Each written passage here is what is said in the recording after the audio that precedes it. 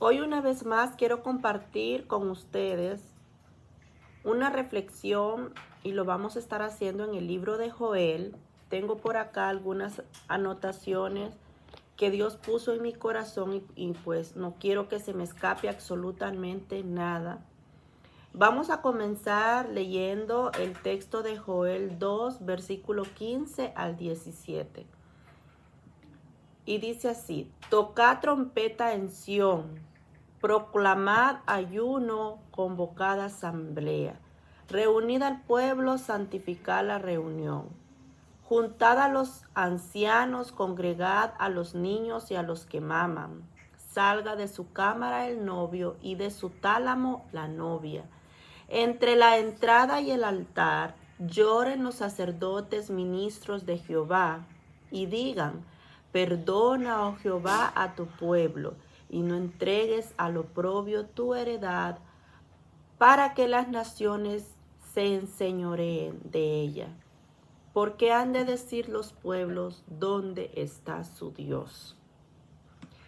Vamos a comenzar diciendo que literalmente el nombre de Joel significa Jehová es Dios. En el nombre de este profeta está expresado la soberanía de Dios. No hay Dios fuera de él. Todo lo que existe, todo lo que vemos, fue creado por él. Él es supremo y habita en lo alto. Más alto que él no hay nadie. Todo se le sujeta. Jehová es Dios. El libro de Joel es uno de los profetas menores. Es un libro del Antiguo Testamento. Se nos habla que Joel vivió en una época de grandes conmociones para la tierra de Judá. El libro nos relata que una enorme plaga de langostas estaba devorando toda la vegetación de los campos. Todo el pasto de las ovejas y del ganado había sido destruido por esta plaga. Lo que una vez fue una tierra de belleza y verdor se convirtió en un lugar de desolación y destrucción. Todo, absolutamente todo fue destruido. El follaje de los árboles y la vegetación de los campos. El hambre y la sequía azotaban todo el país. A los ojos de Joel, tan grande devastación solamente podía significar una cosa. Se trataba del juicio de Dios para la nación. A lo largo de la escritura nos damos cuenta que Dios manda juicios sobre los pueblos a raíz de la desobediencia de las naciones. Porque el hombre se olvida de Dios por el libertinaje de culto a otros dioses, por la violencia, porque el hombre quiere ser igual a Dios o mayor que su creador. Hoy vivimos tiempos semejantes, tiempos similares a la época que vivió Joel. Tal vez nosotros no estamos siendo devastados por una plaga de langostas, pero sí por un sistema que lleva al hombre a la ruina y a su perdición. Escuchamos hablar de leyes que pervierten el orden de las leyes naturales que Dios establece. Un sistema que ha envuelto a las naciones en una serie de ideas liberadas, diabólicas, que tratan de implementar a toda costa y que están totalmente apartadas de Dios. Un sistema que poco a poco va implementando un concepto equivocado de la familia, de la iglesia y también del respeto a Dios. Es momento que abramos nuestros ojos Todavía nos preguntamos nosotros, todavía se preguntan las personas, ¿por qué están sucediendo tantas cosas negativas en el mundo entero? ¿Por qué tantos desastres naturales? Escuchamos por las noticias que en un lugar hay deslaves, que en otro lugar hay terremotos, que en otro lugar hay inundaciones, fuegos que destruyen ciudades enteras. Y por otro lado, también podemos ver tanta violencia y muchas enfermedades. Nuestra respuesta la encontramos en la palabra del Señor. El hombre se ha apartado de Dios y sin Dios nada puede marchar bien. Las naciones, los gobiernos, el hombre se ha olvidado de su Creador. Es por eso que el juicio de Dios es inminente sobre las naciones. La palabra de Dios es una guía para vivir una vida plena. Se nos da ejemplos para que nosotros no caigamos en los mismos errores que cometieron muchos reyes y gobernantes en el pasado. Pero el entendimiento del hombre sin Cristo es como una persona ciega que no ve, no percibe. Viendo no ven y teniendo oídos para oír no escuchan.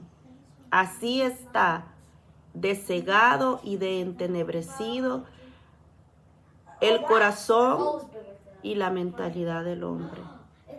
Por lo que se vuelve a repetir lo mismo continuamente. Bueno, yo quisiera darles buenas noticias, pero lastimosamente solo puedo decir a la luz de la palabra de Dios que los juicios de Dios están por dejarse ver en gran escala y en gran magnitud sobre el mundo entero, sobre las naciones. Dios usa lo que creó para hacer volver al hombre hacia Él. No es que Dios sea malo, no es que Dios sea injusto, al contrario, es porque Él es un Dios bueno, un Dios recto, un Dios justo, y en lo alto Él puede ver muchas cosas que nosotros no podemos alcanzar a ver. Él disciplina lo que ama, al igual que nosotros disciplinamos a nuestros hijos. Como dueño de su creación, si se le desvía, Él sabe de qué forma puede corregirnos.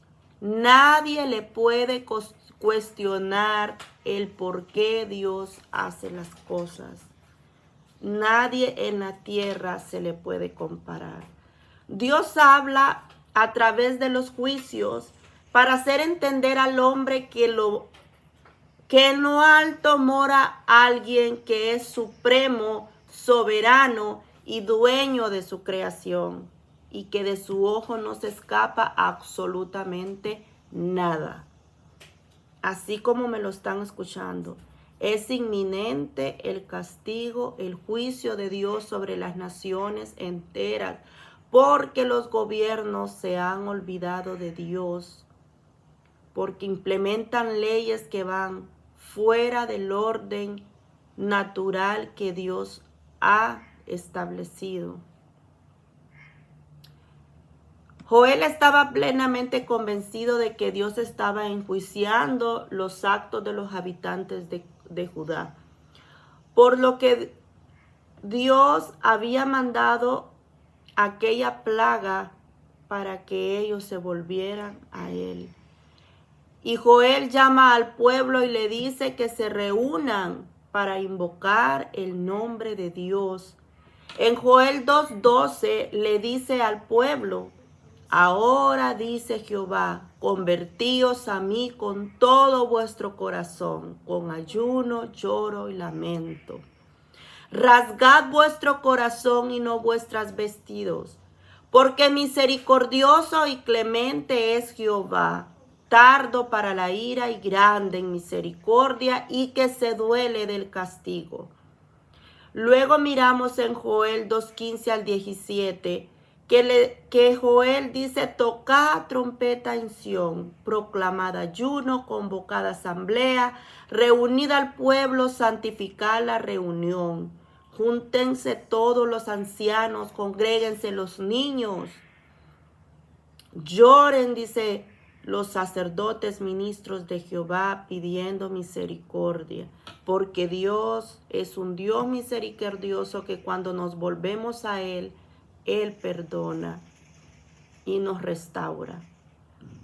Hoy en día no está el profeta Joel, pero Dios tiene a su iglesia, quien proclama su nombre aquí en la tierra.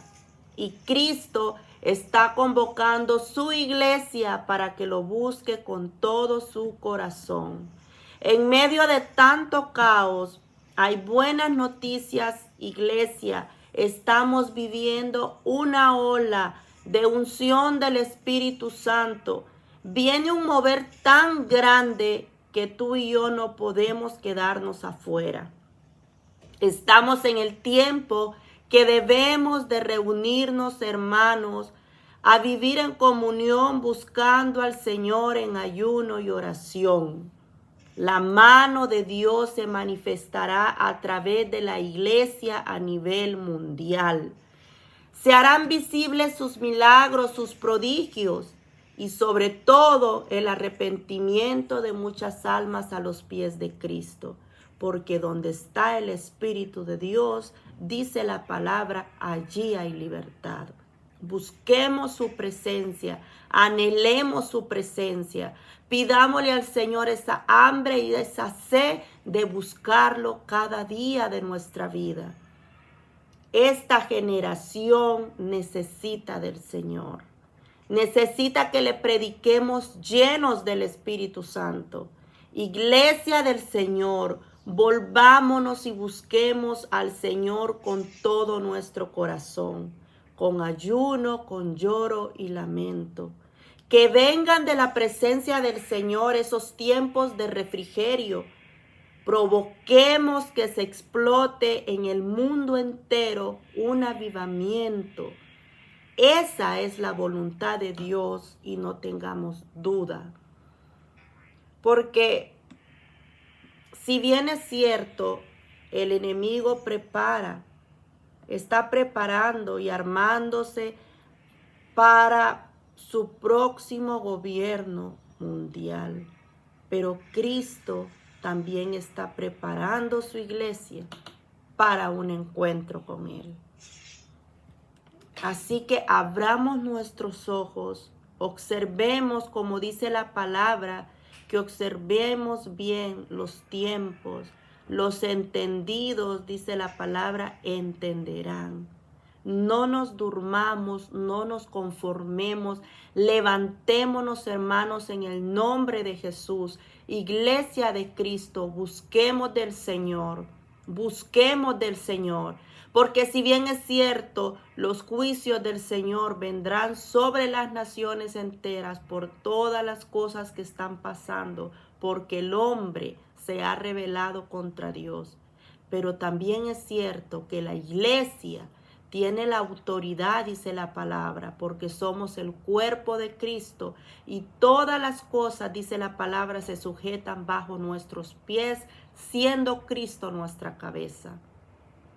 No nos sentemos a comer y a jugar, sentémonos a orar, a ayunar, a buscar de la presencia del Señor, unánimes. Ahí es donde dice la palabra, su promesa de que Dios envía vida eterna.